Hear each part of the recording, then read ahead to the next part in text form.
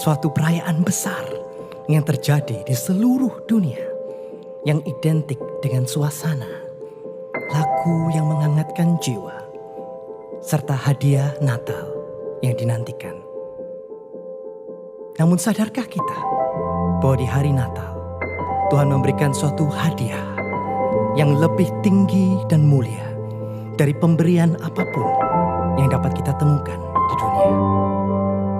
Perayaan Natal di gereja setiap tahun tidak hanya melakukan tradisi agama, namun Natal adalah suatu bagian narasi kabar baik Injil yang mengajak kita memandang langsung kepada pribadi Yesus Kristus dan karyanya. Marilah kita berhenti sejenak dan mengalihkan perhatian kita dari hiruk pikuk dunia ini dan merenungkan hadiah Natal yang terbesar dan paling berharga dari Tuhan sendiri. Dalam 4 minggu Advent menjelang Natal, melalui eksposisi kitab Kolose pasal yang pertama, kita akan melihat gambaran yang lebih tinggi, lebih besar dan mendalam tentang pribadi Kristus yang Allah berikan bagi kita sebagai the gift.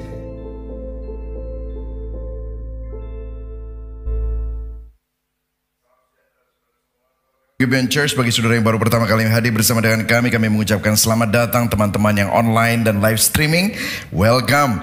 Kami mempunyai hashtag bukan tempat untuk orang sempurna, namun kita disempurnakan oleh kuasa Injil dan kasih karunia Kristus. Yang setuju katakan amin. Amin.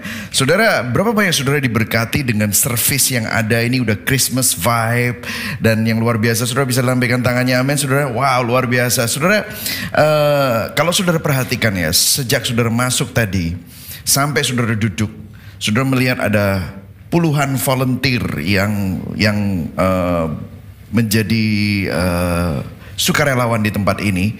Dan kalau saudara lihat semua musik tim, saudara juga lihat semua multimedia, seringkali kita take it for granted ya. Kita menikmati, wow, semuanya menikmati. Saya mau supaya saudara nggak cuma hanya jadi konsumen, tetapi saudara bisa terlibat. Nah, itulah sebabnya paling tidak hari ini saudara beli apresiasi semua volunteer, semua multimedia. Kita berikan tepuk tangan yang luar biasa. Worship team, come on, berikan sorak-sorai buat Tuhan ya. Wow, luar biasa sekali. I'm just blessed to see ya. Ini udah setahun saudara ya. Sebentar lagi kita memasuki Natal. You know, time goes so fast ya. Make sure saudara gak cuma hidup buat diri saudara sendiri, tetapi saudara juga bisa mengingat bahwa ada begitu banyak teman-teman yang belum pernah menikmati dan tidak mengerti apa arti Injil. Jadi kalau saudara punya kartu ini tadi seperti yang dikatakan di dalam pengumuman, pray, katakan sama-sama pray, share, and invite ya. Saudara doakan 3 orang, share the gospel dengan 3 orang, paling tidak share kesaksianmu sama 3 orang, dan undang mereka untuk mereka bisa mendengar Injil, oke? Nah, hari ini kita akan masuk dalam khotbah berseri kita. By the way, ini kesalahan saya lupa clicker saya. Mohon bisa dikirim ya ke panggung. Untung tadi sudah diapresiasi ya. Aduh, ya saudara ya. Saking saya terharunya melihat video itu saudara ya, luar biasa. Dan juga saya mau mengucapkan congratulations bagi teman-teman yang sudah dibaptis ya. Nanti kita akan mendoakannya di kebaktian selanjutnya. Nah saudara, kita ada dalam khotbah berseri, kita akan mengeksposisi kitab Kolose pasal yang pertama. Dan hari ini khotbah kita berjudul Jesus Our Gospel, Yesus Injil kita. Tuhan memberikan kabar baik kepada kita, yaitu melalui Yesus Kristus. Dan kita akan membaca dari Kolose 1 ayat 1 sampai 8. Dan kemudian kita akan lompat juga ayat 28 dan 29. Ya, kita akan membacanya bersama-sama. Mulai dari ayat 1 kita membacanya bersama-sama. Kolose 1 ayat 1. 1, 2, 3.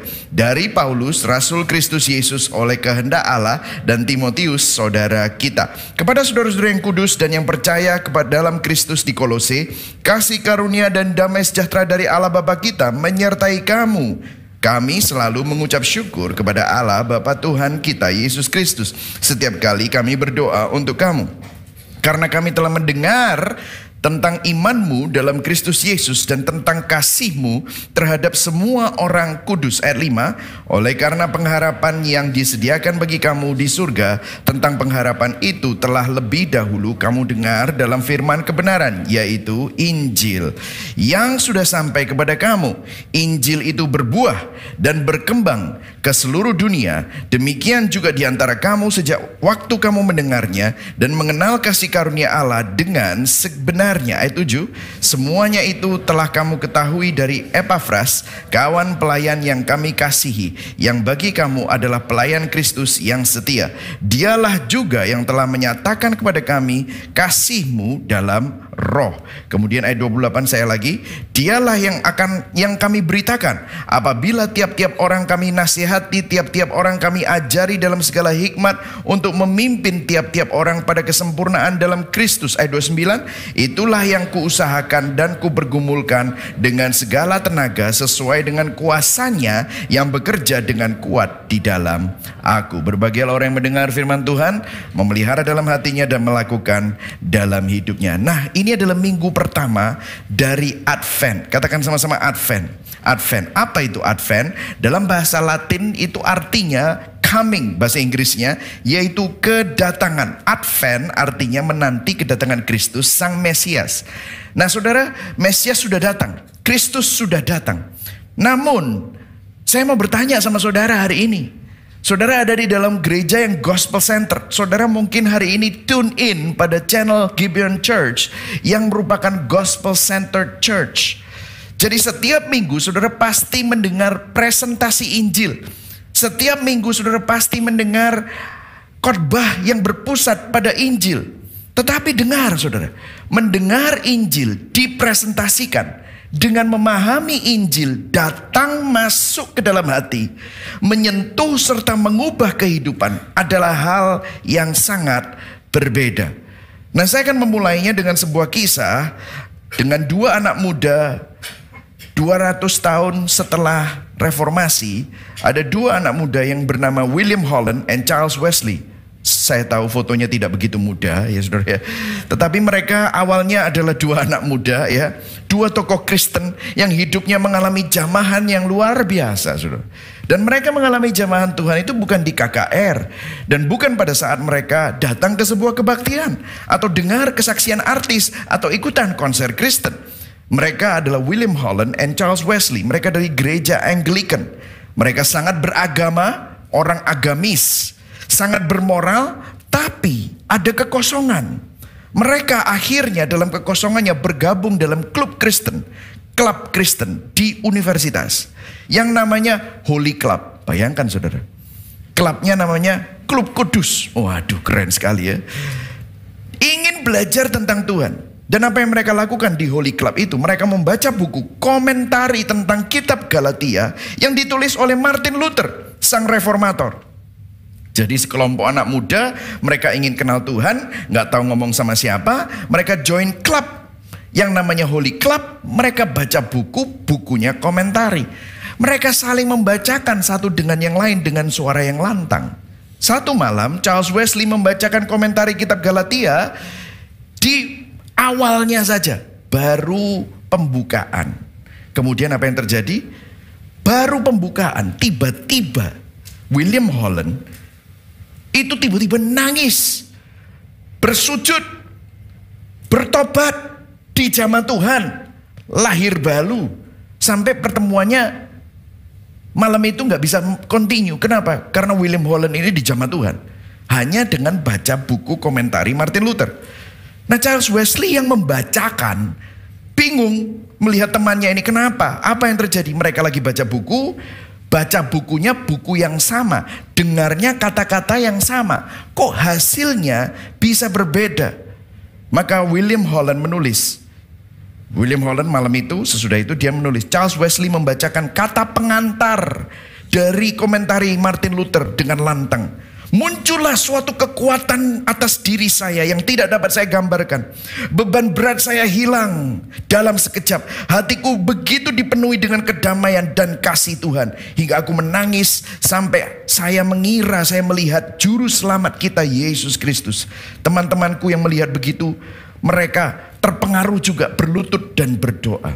Namun Charles Wesley masih belum mengerti. Charles nggak mengerti dan bingung apa yang terjadi dengan temannya William Holland. Kok berubah, berbeda, kenapa? 3 hari kemudian, saudara tahu, Charles Wesley nggak terima. Dia baca itu, komentari tiap hari. 3 hari kemudian membaca tulisan Luther. Di dalam buku yang sama, Tuhan memberikan Charles Wesley pemahaman dan pertobatan yang sama. Charles Wesley bertobat pada tanggal 21 Mei 1738. Dan inilah yang dia tulis. Dia menulis begini, pada tengah malam saya membaca buku ini. Saya menyerahkan diri saya kepada Kristus. Saya dijamah Tuhan. Saya aman, baik saat saya tidur, maupun saya bangun, maupun saya berjalan. Saya aman di dalam Kristus. Akhirnya kedua tokoh ini membuat pergerakan yang luar biasa di Inggris yang membawa suatu gelombang kebangunan rohani. Charles Wesley menulis lagu Hark the Herald Angels Sing Glory to the Newborn King. Ya itu ya saudara ya. Charles Wesley menulis lebih dari 5.000 hymn. Nah saudara, ada sesuatu yang menarik di sini cerita ini. Bagaimana kita mengetahui bahwa kita telah dijamah dan mengenal Injil dengan sebenarnya? Orang karismatik akan bilang kamu akan nangis, berlutut, dan terseduh-seduh. Orang reform akan bilang kamu akan menerima pencerahan, meskipun mukanya datar-datar saja, gitu saudara. Ya kan?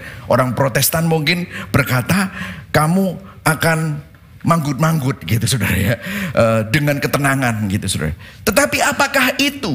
Nah saudara, disinilah kalau kita perhatikan Kolose 1 ayat 6 dikatakan begini, Injil yang sudah sampai kepada kamu. Katakan sama-sama, sudah sampai. Sudah sampai. Injil itu apa saudara?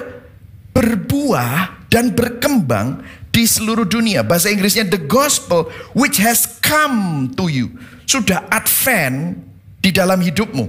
The day you heard it, you understood the grace of God in truth. Waktu kamu mendengarnya, kamu gak cuma hanya mendengar. Kamu bukan hanya memahami secara biasa, tetapi mengenal, ginosko, mengenal kasih karunia Allah dengan sebenarnya. Nah saudara, pertanyaan saya begini, bagaimana Rasul Paulus tahu bahwa Injil sudah sampai kepada orang-orang Kolose? Bagaimana Rasul Paulus tahu bahwa Injil itu berbuah dan berkembang? Artinya ada buktinya. Yang setuju katakan amin. Ada buktinya, ya kan? Artinya waktu kita mengenal kasih karunia Allah dengan sebenarnya, ada buktinya. Nah apa yang menjadi buktinya? Nah saya akan memberikan kepada saudara melalui khotbah ini indikasinya bahwa Injil itu sudah sampai kepada kita, hati kita, dan ada buktinya dan ada buahnya. Nah minggu lalu, kalau saudara bisa kita kembali ke sini. Minggu lalu kita belajar bahwa cerita kita menentukan identitas kita. Dan identitas kita menentukan perilaku kita. Jadi apa yang saudara putuskan, apa yang saudara pikirkan, apa yang saudara menjadi tindakan-tindakan saudara, itu dipengaruhi oleh siapa yang Anda percayai tentang siapa saudara. Dan apa yang saudara percaya tentang siapa saudara itu dipengaruhi oleh cerita yang saudara dapat tentang dirimu. Nah tanpa Injil kita selalu percaya bahwa oh ya, saya selalu bilang kan, Michael Christian itu adalah seseorang yang keras, seorang yang hard worker, seorang yang disiplin, seorang yang sangat detail. Kenapa? Karena dulu waktu saya grow up, saya ada di sebuah lingkungan yang sangat disiplin, sangat penuh dengan peraturan, sangat keras. Sehingga kalau saya bisa bilang I'm broken. Saya penuh dengan penderitaan dan mungkin ada kepahitan-kepahitan. Dan apa yang terjadi? Kalau cerita saya berdasarkan brokenness saya, cerita saya berdasarkan masa lalu saya yang kelam mungkin, ada penderitaan, ada kepahitan. Apa yang terjadi? Identitas saya selalu ada di dalam identitas yang broken. Dan itu akan selalu membuat berhala. Berhala itu misalnya kalau saya memang orang yang mau diakui, maka saya akan melakukan perilaku saya untuk mendapatkan pengakuan. Saya kerja keras untuk jadi kaya, untuk jadi sukses, untuk dianggap orang. Sehingga cerita saya yang broken itu menentukan identitas saya yang ingin diakui. Sehingga semua apa yang saya lakukan itu semua berdasarkan apa yang menjadi identitas saya yang berdasarkan cerita saya yang rusak. Itulah sebabnya tiap minggu kita perlu mendengar Injil. Sehingga cerita saudara itu diubah. Cerita Tuhan jadi cerita saudara. Sehingga Injil juga bisa menebus identitas saudara. Sehingga berhala semakin lama semakin redup. Saya selalu bilang begini, saudara belum pernah ngerasain nikmatnya Kristus, makanya saudara maunya seneng sama nikmatnya seks, sama nikmatnya hedonisme, sama nikmatnya materialisme dan kemewahan dan kefanaan dunia. Makanya saudara belum pernah, kayak saudara minum kopi sachetan, makanya saudara nggak pernah merasakan yang lebih enak, kopi yang berasal dari Itali, kopi yang berasal dari Perancis. Saudara nggak pernah ngerasain itu. Atau kopi yang berasal dari Aceh Gayo, nggak pernah ngerasain itu. Makanya saudara selalu happy dengan kopi yang pakai sachetan itu. Dan saudara bilang, wah ini enak kopinya.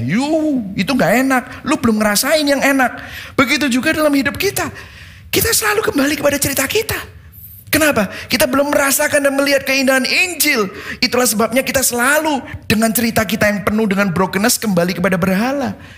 Tetapi semakin saudara mendengar Injil, semakin saudara ditebus identitasmu oleh Injil, berhala itu lama-lama akan hilang karena engkau memandang kepada pribadi Kristus. Yang setuju katakan amin. Ya. Saudara bisa melihat ini ya. Nah pertanyaannya kan begini, Pastor gimana caranya membuat cerita saya diganti sama ceritanya Tuhan? Karena banyak orang mendengar Injil, terus hidupnya tetap saja sama, penuh dengan brokenness, penderitaan dan kepahitan. Kenapa? Saya nggak bilang penderitaan itu jelek. Tetapi kalau saudara hidup dalam penderitaan tapi identitasmu Kristus, saudara akan tetap sukacita. Betul nggak saudara? Ya. Tetapi kalau saudara hidup dalam penderitaan dan identitasmu bukan Kristus, tetapi identitasmu adalah berhalamu, maka perilakumu pasti akan selalu negatif, sengak, gak enak, penuh dengan kepahitan. Kenapa? Karena ceritamu belum ditebus, identitasmu masih sama. Gimana caranya buat Injil ini bisa mengubah ceritamu menjadi ceritanya Tuhan? Terbalik, ceritanya Tuhan menjadi ceritamu. Ya, jangan terbalik ya saudara. Ceritanya Tuhan menjadi ceritamu. Nah inilah yang akan saya bahas minggu ini. Ini ngomong gini aja 5 menit saudara ya. Jadi poin saya ada 3. Injil adalah kabar baik. Apakah Injil adalah kabar baik buat saudara? Yang kedua, Injil berkuasa mengubah. Apakah Injil mengubah saudara?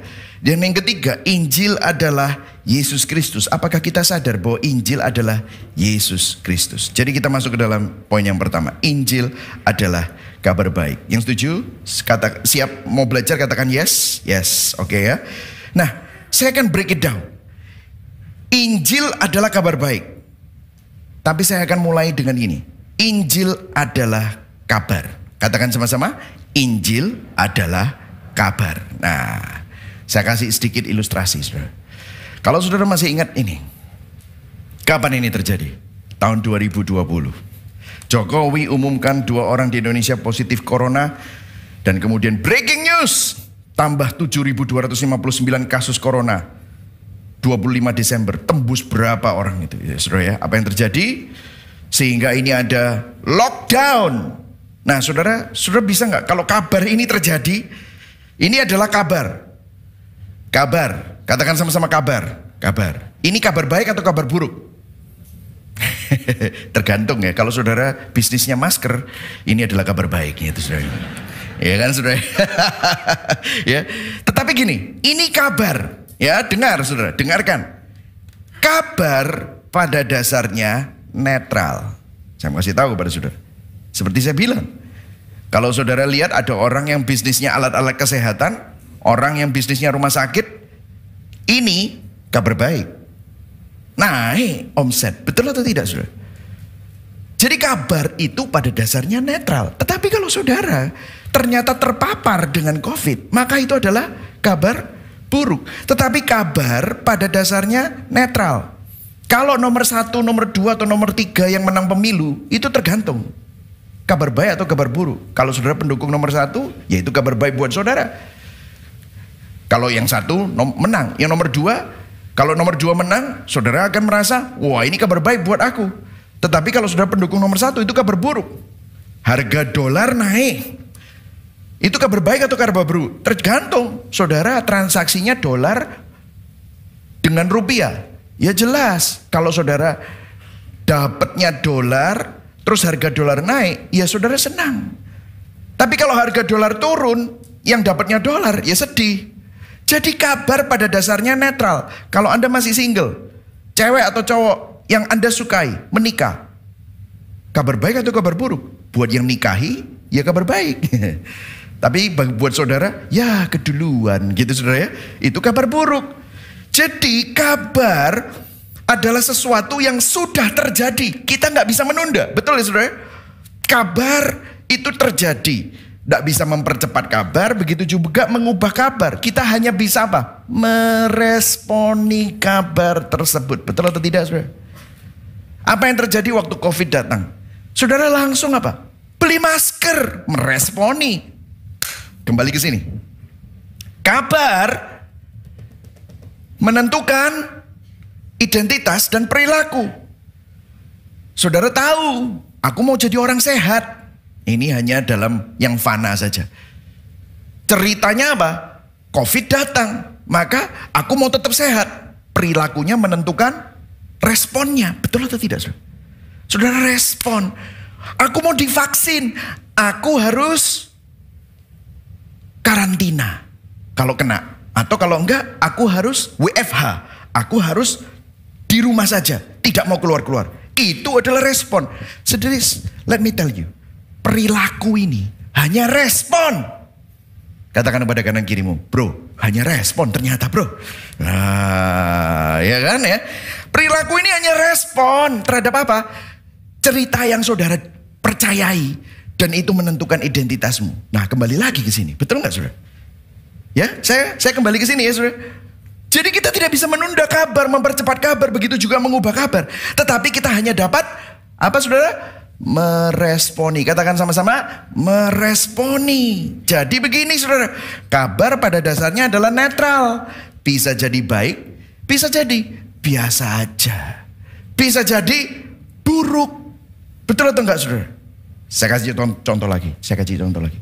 Kalau saudara lihat orang naik sepeda motor dengan jaket ini ke kantor saudara atau ke rumah saudara, saya mau tanya, ini kabar baik, biasa saja atau buruk?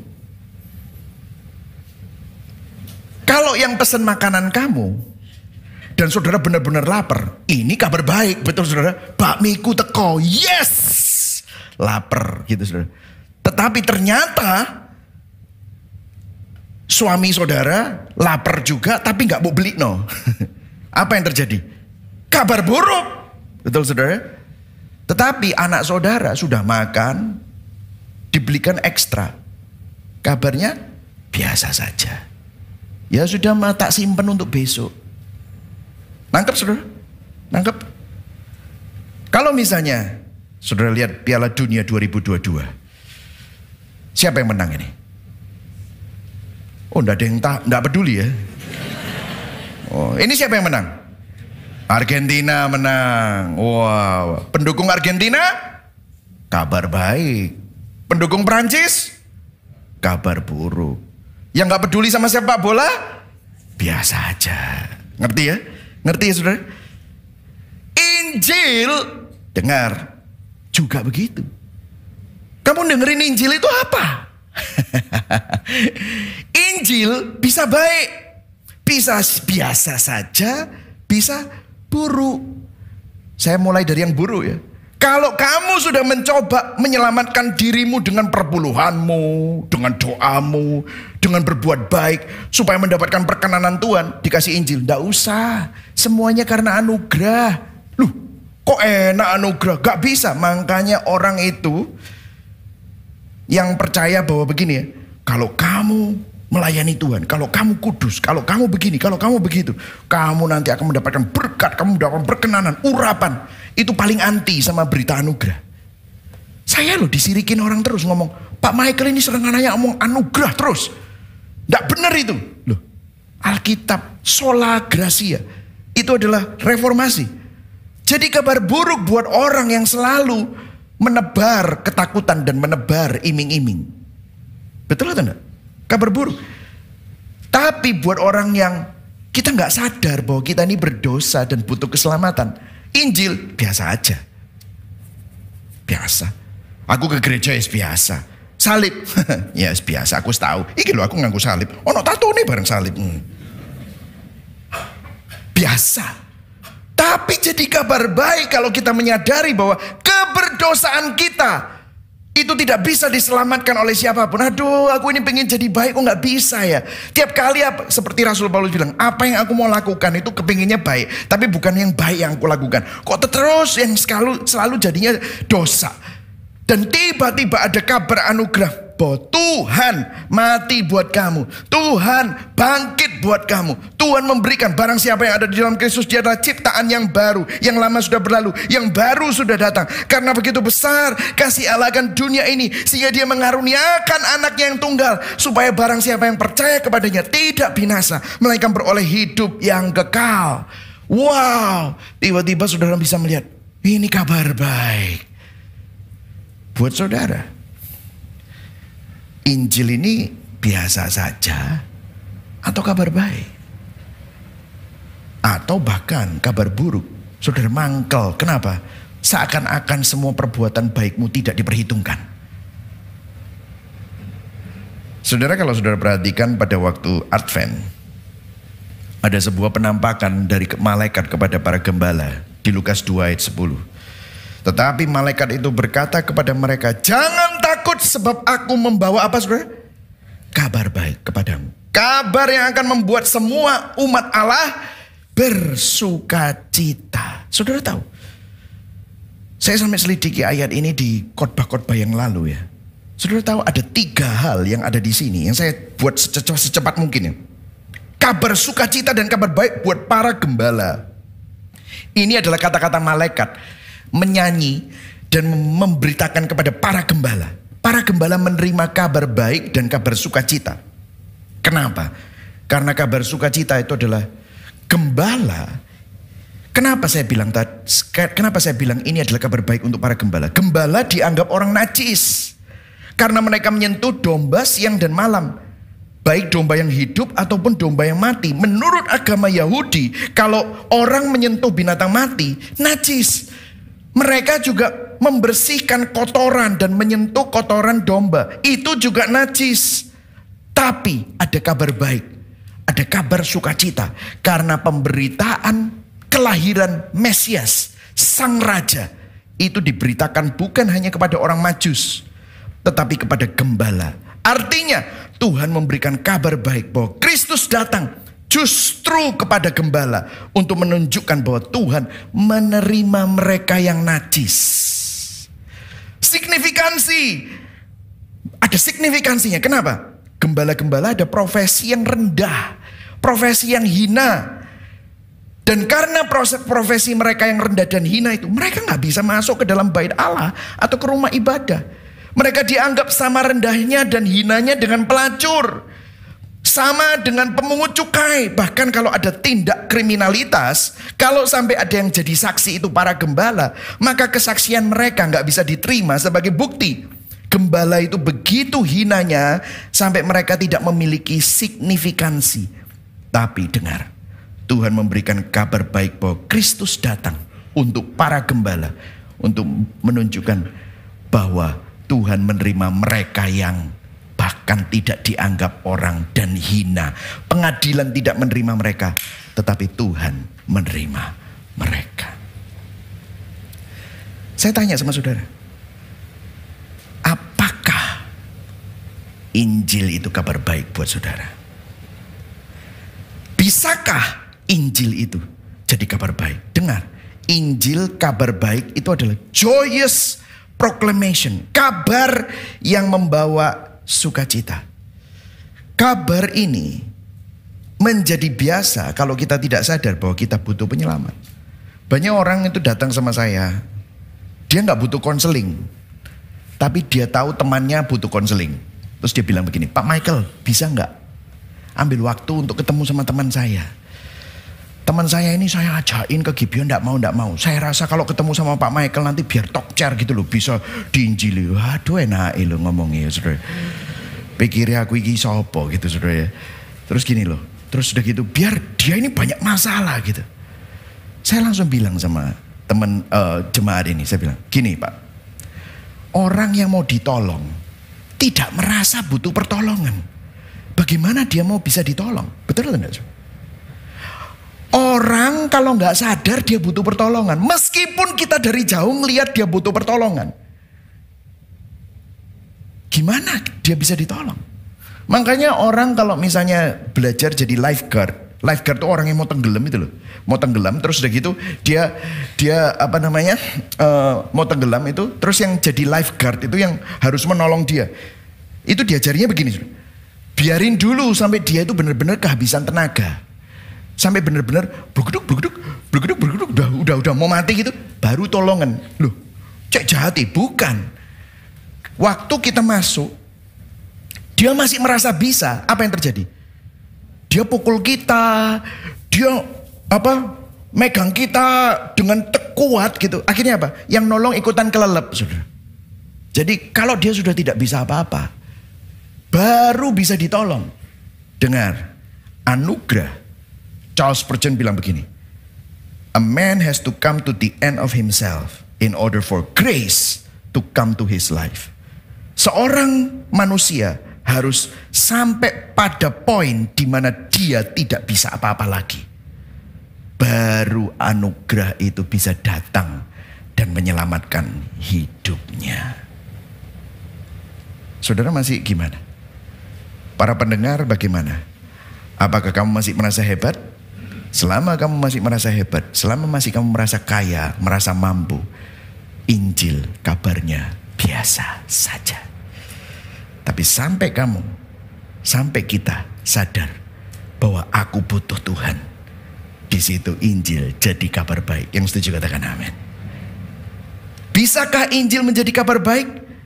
Kabar baik Injil adalah Tuhan yang berinkarnasi melalui karya salib Yesus Kristus untuk menebus manusia berdosa. Sampai saudara sadar bahwa saudara adalah orang berdosa, baru Injil menjadi kabar baik. Kalau tidak, Injil akan menjadi kabar biasa-biasa saja. Saudara, distorsi Injil terjadi saat kita berpikir bahwa kita baik-baik saja, atau kita masih merasa mampu untuk menyelamatkan diri sendiri. Bisakah Injil menjadi kabar baik tanpa menyadari keberdosaan dan kebutuhan kita akan keselamatan? Nggak bisa, saudara. Oke, kemudian sekarang saudara tahu Injil adalah kabar baik. Yang kedua, Injil berkuasa mengubah, saudara. Nah, kalau saudara perhatikan di ayat 4 sampai ke 6 dikatakan begini. Ayo baca sama-sama ya. 1, 2, 3. Karena kami telah mendengar tentang apa? Imanmu. Kemudian kita langsung masuk ke 6, ayatnya 6, yang sudah sampai, Injil yang sudah sampai kepada kamu. Injil itu, baca sama-sama 1, 2, 3. Injil itu berbuah dan berkembang di seluruh dunia. Nah, perhatikan di sini. Mendengar tentang imanmu. Oh, ternyata iman itu bisa didengar. Apakah hanya diperkatakan? Enggak. Ada buktinya. Kenapa? Iman itu terlihat buktinya. Terlihat buahnya dan berkembang. Nah, apa bukti iman? Itu ada buahnya. Apa bukti iman itu? Kelihatan. Bisa terlihat. Iman itu nggak cuma hanya diomongkan, tetapi iman itu terlihat. Apa? Gimana caranya? Simple, saudara. Perubahan hidup. Katakan sama-sama, perubahan hidup. Gini loh, saudara. Firman Tuhan berkata, banyak orang bilang begini kan, yang penting kan imannya. Benar, benar. Efesus 2 ayat 8-9. Sebab karena kasih karunia kamu diselamatkan oleh iman. Itu bukan hasil usahamu, tetapi pemberian Allah. Itu bukan hasil pekerjaanmu. Jangan ada orang yang memegahkan diri. Jadi dua-duanya. Kamu diselamatkan karena kasih karunia oleh iman. Dua-duanya bukan hasil usahamu. Pemberian Allah. Bukan pekerjaanmu, tetapi itu dikasih. Jangan sampai ada orang memegahkan diri. Tapi kemudian Yakobus 2 ayat 14 dikatakan, apa gunanya saudara-saudaraku jika seorang mengatakan bahwa ia mempunyai iman, padahal ia tidak mempunyai perbuatan? Dapatkah iman itu menyelamatkan dia? Loh, orang bilang bahwa Paulus sama Yakobus berseberangan. Enggak berseberangan. Martin Luther berkata begini. Martin Luther jelas sekali, dia bilang begini. Kita selamat oleh iman dan bukan perbuatan. Nah, dengar. Ini buktinya. Iman ada bukti. Namun, jika tidak ada perbuatan, pasti ada yang salah dengan iman itu. Orang yang beriman kepada Kristus pasti hidupnya berubah. Nah, saya mau tanya sama saudara. Saudara selamat oleh iman plus perbuatan atau iman yang menghasilkan perbuatan? Wah, ini kalau sudah ikut APS sudah langsung bisa tahu jawabannya, saudara. Ya, kalau sudah mengikuti khotbah Galatia selama 29 minggu itu kemarin sudah tahu jawabannya.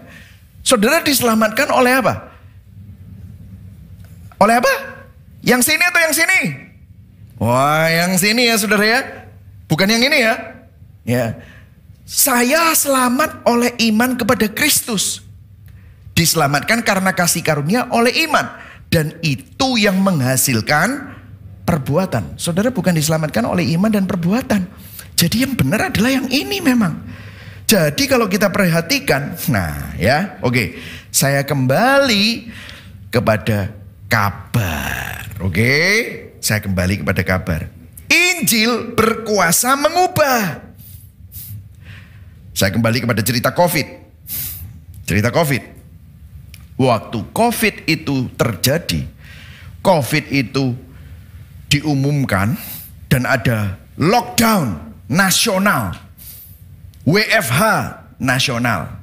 Saya mau tanya, banyak nggak yang membangkang? Saya tanya, ada nggak yang membangkang? Ada. Ada yang nggak peduli? Ada. Ada yang tetap buka toko? Ada. Tapi ada nggak yang nurut? Banyak. Nah, apa yang terjadi? Apa perbedaannya antara yang membangkang sama yang menurut? Apa perbedaannya? Nah, perbedaannya yang nurut, dia membuat kabar itu pusat hidupnya. Betul atau enggak? Saya kembali ke papan. Kabar, cerita COVID. Dikasih tahu identitasnya, mau tetap selamat, mau hidup sehat. Karena ada kabar itu ditaruh di dalam identitasnya dia. Apa yang terjadi perilakunya? Aku tak WFH. Aku gak mau sakit. Aku tetap pakai masker. Aku akan selalu beli sanitizer. Begitu apa-apa, sanitizer. Begitu apa-apa, sanitizer. Kalau aku perlu pergi ke supermarket, ada yang pakai APD ke supermarket. Kayak astronot, saudara. Tapi apa yang terjadi? Dia memakai kabar itu menjadi pusat hidupnya. Nah, saya sekarang tanya, Injil berkuasa mengubah nggak? Iya. Tapi ada juga yang biasa saja. Kenapa? Kabar itu, kabar baik itu jadi pusat hidupmu nggak? Atau pusat hidupmu adalah kepahitanmu? Pusat hidupmu adalah uangmu? Pusat hidupmu adalah kesuksesanmu? Pusat hidupmu adalah kenyamananmu? Kalau kita yang jadi pusat hidup, ya Injil cuma hanya Anda dengar seminggu sekali waktu ke gereja. Nangkep sudah?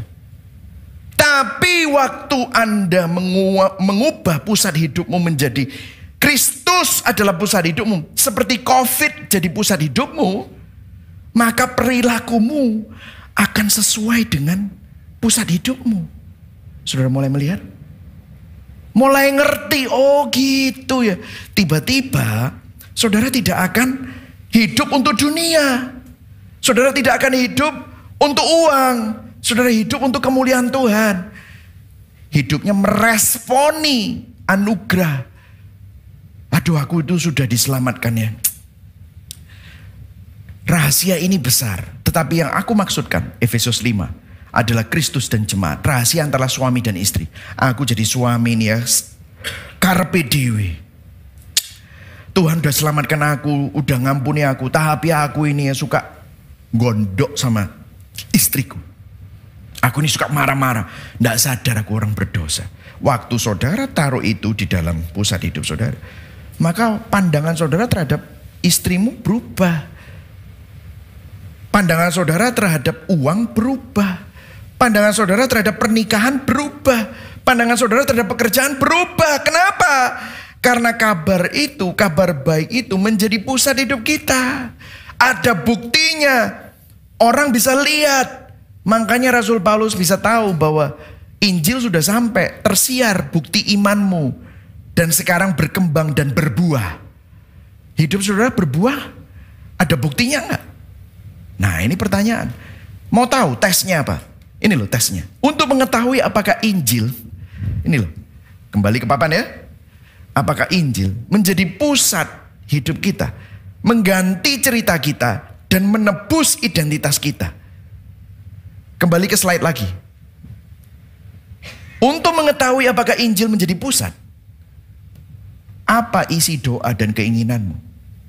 Makanya saya selalu bilang gini, kalau ingin tahu seseorang dan kenal seseorang, ajak dia berdoa. Isi doa apa sih? Kalau isi doanya itu cuma minta, Tuhan aku minta mobil, aku minta rumah, aku minta kesuksesan, aku minta ini, minta itu. Tidak salah sih.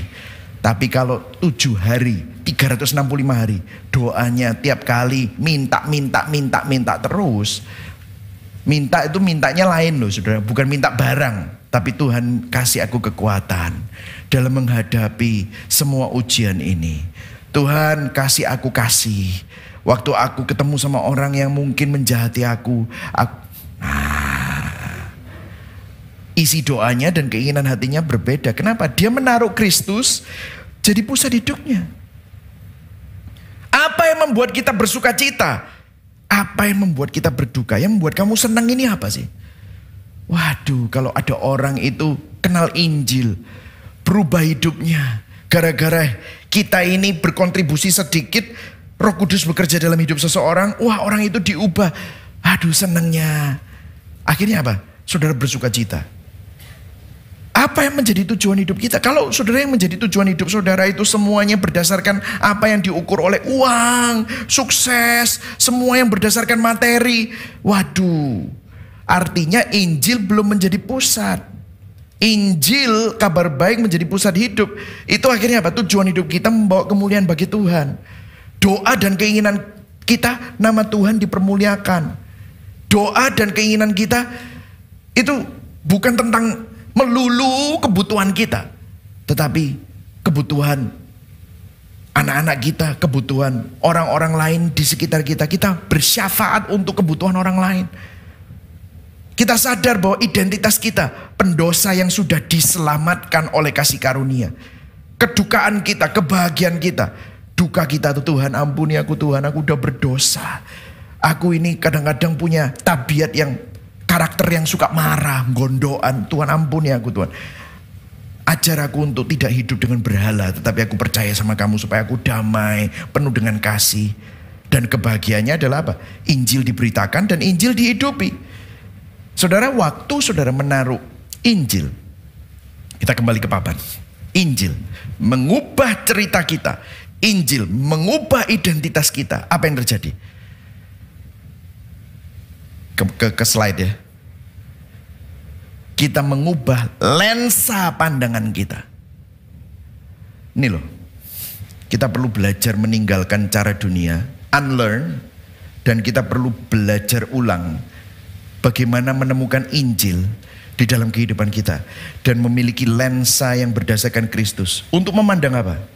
Memandang keuangan, pekerjaan, anak, keluarga, penderitaan, seks, pertemanan, hubungan, kesehatan jiwa, masa depan. Dari apa?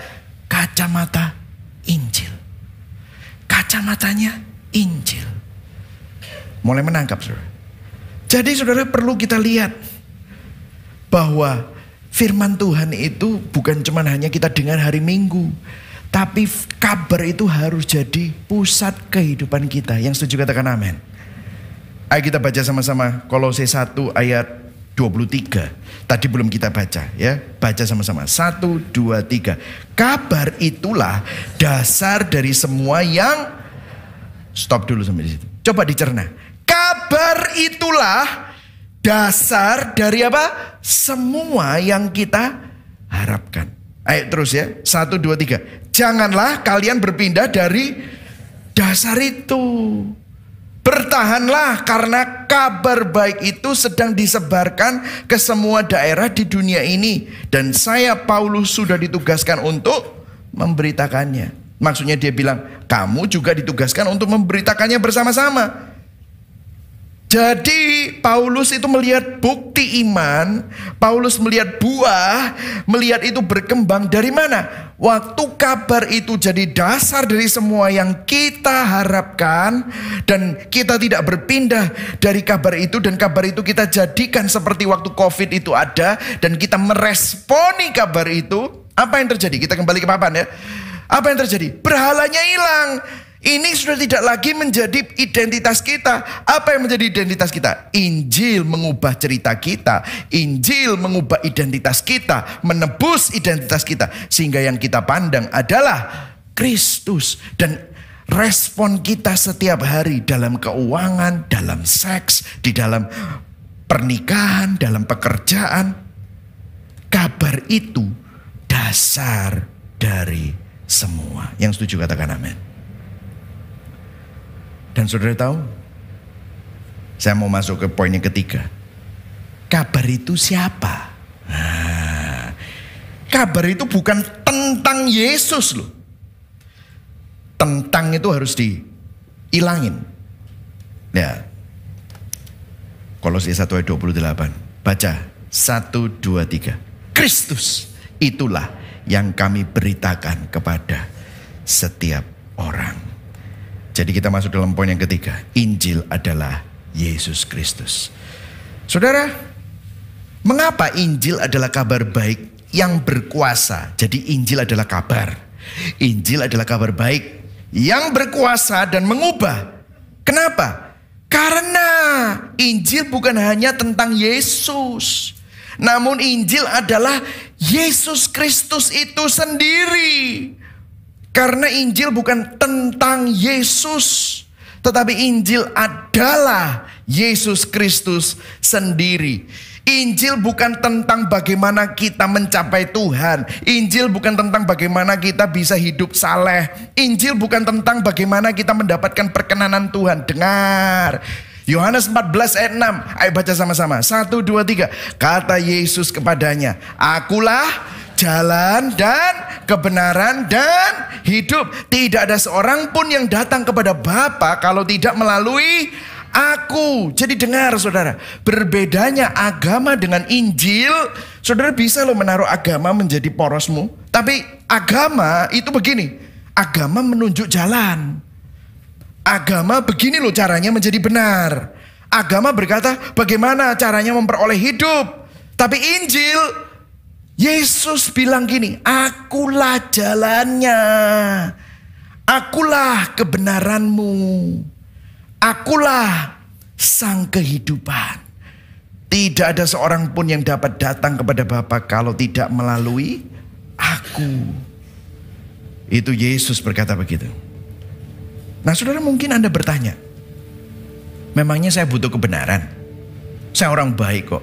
Nah, saudara tahu, di kitab Keluaran, di perjanjian lama, seorang imam kalau mau datang ke ruang Maha Kudus, itu dia harus pakai jubah imam besar. Dan kalau saudara perhatikan, di kitab Keluaran, seorang imam, kalau dia pakai baju imam besar, itu bajunya begitu spesifik sekali. Panjangnya, desainnya, warnanya, celananya, ornamen-ornamennya. Dikatakan ini adalah baju kekudusan imam besar. Saya pernah bertanya, maksudnya begini, bertanya sama diri saya sendiri. Kenapa ya Tuhan begitu peduli sama baju yang begitu spesifik untuk menghadap Dia? Kayak fashion designer gitu loh. Kayak Tuhan itu fashion designer yang sangat melankolik dan cermat. Bajunya harus sesuai, kalau enggak mati. Aneh ya. Nah saya waktu itu enggak ngerti. Terus saya membaca Keluaran 28 ayat 43, saya enggak usah bacakan. Tetapi dikatakan bahwa kalau seorang imam besar tidak menggunakan baju ini masuk ke ruang Maha Kudus, dia langsung mati karena kesalahannya. karena kesalahannya. Nah, dengar. Mungkin saudara berkata begini, apa hubungannya sama akulah jalan kebenaran dan hidup? Dengar, ada. Dari perjanjian lama Tuhan ingin memberikan bayangan bahwa harus ada baju yang menjadi lapisan, menjadi barrier, menjadi lapisan antara Tuhan yang Maha Kudus dengan orang berdosa. Dan baju ini adalah bayangan, dan baju ini adalah nubuat akan Kristus Yesus. Dengar, saat kita percaya kepada Kristus, waktu saudara dan saya percaya kepada Kristus, Dia yang menjadi baju kita. Jalan masuk kepada Tuhan yang Maha Kudus. Yesus Kristus menjadi jubah kita sehingga kita menemukan jalan masuk. Yesus Kristus jadi jubah kebenaran kita. Kita yang berdosa tidak lagi dilihat oleh Tuhan, tetapi yang Tuhan lihat adalah jubah kebenaran. Karena kita percaya kepada Kristus, kita mengenakan jubah kebenaran Kristus. Dan bukan hanya itu, Dialah sang kehidupan. Dia menjadi kehidupan kita. Artinya begini, the gospel is Jesus plus nothing. Injil adalah Yesus plus, tidak ada yang lain, cuma Yesus tok. Karena Yesuslah yang menjadi baju kita, sehingga kita bisa ketemu sama Tuhan. Saudara dan saya dulu adalah musuh Allah. Saudara dan saya adalah orang-orang yang dibuang oleh Allah, yang mestinya tidak berharga dan semestinya dihukum oleh Allah. Tetapi sekarang saudara dan saya menjadi biji mata Allah. Saudara, kalau saudara memahami kitab Galatia, Kolose, Korintus, orang-orang guru-guru palsu selalu bilang gini, Yesus bagus, tapi gak cukup, kamu perlu disunat. Kamu punya Yesus bagus, tapi kamu juga butuh hukum Taurat. Kamu punya Yesus bagus, tapi kamu harus melakukan ini dan kamu melakukan ini. Problemnya ya orang sekarang, kita punya Yesus, tapi kita juga butuh bla bla bla bla. Yesus plus. Ketika kita percaya Kristus, di dalam Kristus, Kristus menjadi kebenaran saudara. Kristus adalah kemuliaan saudara. Kristus adalah kebijaksanaan saudara. Kristus adalah kehidupan kita. Sehingga kabar itu bukan cuma hanya di luar kita, tapi kabar itu menjadi pusat kehidupan kita. Kalau kita perhatikan di ayat yang terakhir kita baca tadi, Kolose 1 ayat 29. Itulah yang kuusahakan dan kupergumulkan dengan segala tenaga sesuai dengan kuasanya yang bekerja dengan kuat di dalam aku. Dengar saudara, dari mana Paulus mendapatkan kekuatan untuk mengusahakan, untuk menggumulkan dan menghidupi panggilannya? Kekuatan Paulus datang dari Kristus. Dengar saudara, Kristus yang kekal masuk ke dalam kefanaan. Kristus yang berkuasa menjadi tidak berdaya. Kristus yang terkuat menjadi yang terlemah. Kristus yang tertinggi menjadi yang terendah. Supaya apa? Supaya kita yang fana menerima kekekalan. Supaya kita yang tidak berdaya menerima kuasa. Supaya kita yang lemah menerima kekuatan. Supaya kita yang rendah menerima kemuliaan. Dengar, Yesus datang dan menjalani kehidupan yang seharusnya kita jalani. Tetapi dia mati dalam kematian yang seharusnya kita alami. Yesus taat dengan ketaatan sempurna sesuai dengan tuntutan Allah yang seharusnya kita harus hidupi. Namun harus dihukum mati dengan kengerian yang seharusnya menjadi hukuman saudara dan saya. Dia jalani. Untuk apa?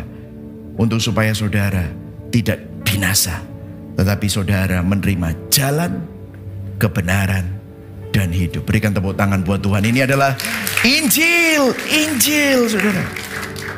Sam Elberry bilang begini, you don't need to look good to make Jesus looks good. You need to look broken so Jesus looks all sufficient. Kita tidak perlu terlihat baik untuk membuat Yesus terlihat baik. Kita perlu terlihat hancur supaya kecukupan Yesus semakin nampak. Sudah saya berikan kesaksian pribadi ya saudara. Saya dulu percayanya prosperity gospel. Saya pikir kalau saya kaya, saya sehat, dan saya makmur, orang respect saya dan mau dengarkan Injil. Aku lo wong sugih, tak omongi Tuhan itu baik, pasti orang nggih. Itu saya percayanya itu. Makanya saya selalu bilang begini, saya akan melayani Tuhan. Karena saya tahu waktu saya melayani Tuhan, ini teologi salah ya, saya melayani Tuhan, Tuhan akan layani saya. Sombongnya gitu.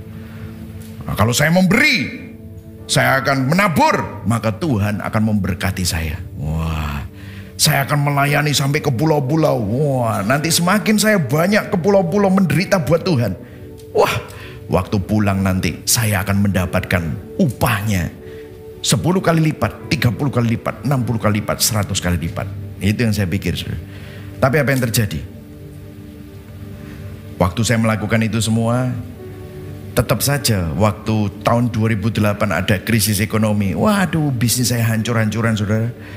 Sampai akhirnya semuanya disita, semuanya hancur, semuanya karena kredit macet, semua tidak bisa melakukan, kredit-kreditnya semua macet, bisnisnya juga sepi, semua trade show juga sepi. Waduh, kita habis-habisan. Rumah yang saya bangkan itu harganya jadi setengah saudara. Gila, gimana saya? Nggak, pokoknya benar-benar habis saudara. Saya sampai marah sama Tuhan. Tuhan, mana buktinya? Kamu katanya kalau saya layani engkau, katanya engkau melayani saya. Kalau saya memberi katanya, wah saya marah sekali. Tapi di situ saudara saya sadar, cerita saya kembali ke sini. Cerita saya, meskipun saya pakai Tuhan, tapi nggak berubah. Kenapa? Saya mau pengakuan gara-gara saya dulu merasa nggak diakui. Saya butuh diajeni, dihormati orang, direspek orang. Akhirnya apa? Berhala. Saya nggak pernah ngerubah. Memang kelihatannya saya melayani Tuhan. Ternyata apa yang saya lakukan kelihatannya sama dengan orang yang berinjil. Tetapi saya nggak berinjil. Saya menjadikan keduniawian saya, kepahitan saya, penderitaan saya, itu yang menjadi poros kehidupan saya. Tapi justru di situ, I am broken, seperti Sam Elberry bilang. Saya hancur, saya nggak punya apa-apa lagi. Saya mau sombong apa? Dulu gembala saya bilang, Mike, kamu ini ada panggilan untuk jadi pastor. Saya bilang, Pak Pendeta, kamu gak bisa bayar saya. Sombongnya. Saya aja yang bayarin kamu. Sombongnya luar biasa. Sampai Pak Pendeta saya, ya sudah diam aja. Sombongnya setengah mati. Tapi waktu itu saya datang ke Pak Pendeta, saya hancur, habis. Dan doain saya. Dia cuma bilang, Tuhan sama kamu. Aduh, di situ saya ketemu sama Tuhan. Sudah tahu kenapa? Kok Yesus selalu ada di tempat yang paling rendah. Gembala dia ada di sana. Salib dia ada di sana. Kenapa? Kok selalu Yesus selalu ada di tempat yang paling gelap, di antara tempat yang paling hancur, di tempat yang paling rendah. Kenapa? Supaya waktu saudara datang ke tempat yang paling rendah, waktu saudara hancur sampai di tempat yang paling gelap, saudara tidak jumpa sama siapa-siapa, tapi saudara jumpa sama Yesus. Saudara jumpa sama dia. Dan waktu itu saya berjumpa sama Yesus. Ternyata Yesus gak butuh uang saya. Yesus gak butuh semua kehebatan saya. Justru yang dia butuh kehancuran saya. Sehingga cerita saya bisa ditebus, diganti oleh Injil. Identitas saya yang selalu berdasarkan ini diganti oleh Injil. Sehingga saya tidak lagi berharap sama berhala, tapi saya memandang hanya kepada Kristus. The gospel is Jesus plus nothing. Injil adalah kecukupan Kristus bagi kita. Pertanyaan reflektif. Apakah Injil menjadi kabar baik bagi kita? Atau hanya kabar biasa saja? Sadarkah kita akan keterpurukan, pemberdosaan, serta kebutuhan kita akan penyelamat yang menyelamatkan kita? Kabar mana yang menjadi pusat hidup kita? Injil Kristus atau cerita masa lalumu, kepedihanmu, dan penderitaanmu? Bertobat hari ini, saudara. Apa yang jadi isi doa dan keinginan kita? Apa yang menjadi sukacita dan kesedihan kita? Apa yang kita kejar dan menjadi tujuan hidup kita? Amin. Mari sama-sama kita bangkit berdiri. Saudara diberkati hari ini. Amin. Kita sama-sama sebagai respon kita nyanyikan lagu There is only one gospel. Satu Injilku kan berpijak untuk selamanya. Rencana Bapa untuk hidupku, Kristus selamatkanku. Oh sungguh indahnya Injilnya, sukacita dan harapanku. Sekarang selamanya dialah terang, dalam Injil Kristus aku teguh.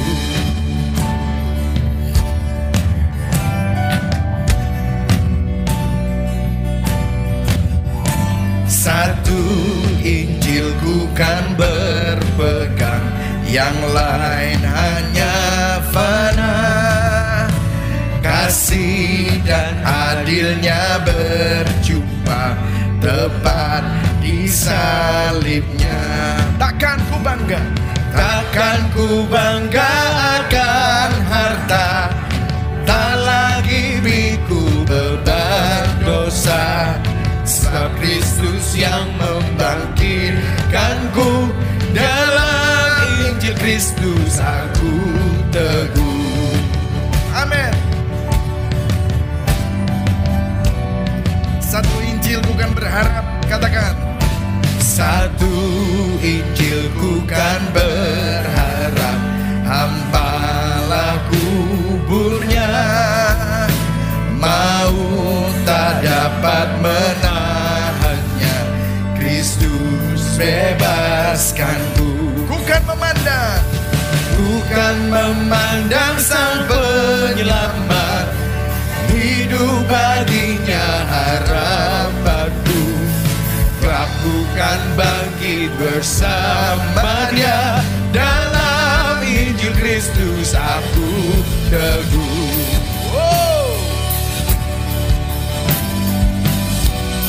Satu Injil gereja bersatu. Satu Injil gereja bersatu, jalan bersamanya. Roh Kudus bawa kita maju, tuntun kita pulang. Dalam mulianya ku serukan cerita agung penebusannya. Puji Raja, dia juru selamat, dalam Injil Kristus aku teguh. Dalam mulianya ku serukan cerita agung penebusannya. Puji Raja, dia juru selamat, dalam Injil Kristus aku teguh. Dalam Injil Kristus aku teguh. Dalam Injil Kristus aku teguh. Berikan tepuk tangan buat Tuhan Yesus. Kalau saudara mau meresponi firman Tuhan hari ini, saudara bisa angkat tangan di hadapan Tuhan. Tuhan, seringkali kami melihat Injil, karena kami terbiasa dengan Injil, kami sudah tidak menjadikan Injil sebagai pusat. Kabar baik itu tidak lagi menjadi pusat hidup kami. Tetapi hari ini Tuhan, kami bertobat. Seringkali Injil jadi biasa saja. Seringkali kami tidak sadar bahwa kami adalah orang yang terpuruk dan berdosa, dan kami butuh penyelamat yang menyelamatkan kami setiap hari. Seringkali kabar-kabar lain yang menjadi pusat hidup kami. Tapi hari ini Tuhan, kami bertobat di hadapan-Mu Tuhan. Biarlah apa yang menjadi doa dan keinginan kami, apa yang kami kejar dan menjadi tujuan hidup kami hanya melihat Jesus and nothing else. Biarlah kami sadar bahwa Engkaulah jalan, kebenaran, dan hidup. Engkaulah jalannya, Engkaulah kebenaran kami, Engkaulah jubah kami, Engkaulah kehidupan kami. Terima kasih Tuhan. Hari ini Tuhan, hamba-Mu berhenti berbicara, tapi biarlah Injil itu terus terngiang-ngiang dan bekerja di dalam setiap hati anak-anak-Mu. Mari sama-sama kita arahkan hati dan tangan kita kepada Tuhan yang menyelamatkan, memelihara dan menopang kita. Jemaat yang dikasihi Kristus, biarlah Injil Kristus, the only one gospel, become the source, become the center of your heart. Biarlah Injil itu menjadi poros, menjadi fondasi, menjadi pusat hidupmu. Tuhan memberkati engkau dan melindungi engkau. Tuhan menyinari engkau dengan wajahnya dan memberi engkau kasih karunia. Tuhan menghadapkan wajahnya kepadamu dan memberikan engkau damai sejahtera. Kiranya Allah Bapa, kasih setia dari Tuhan Yesus, dan penyertaan dan penghiburan dari Roh Kudus menyertai engkau dari sekarang sampai Dia datang kedua kali, bahkan sampai selama-lamanya. Yang percaya dan menerima sama-sama katakan amin. Happy Sunday, God bless you. Berikan tepuk tangan buat Tuhan Yesus. Silakan duduk.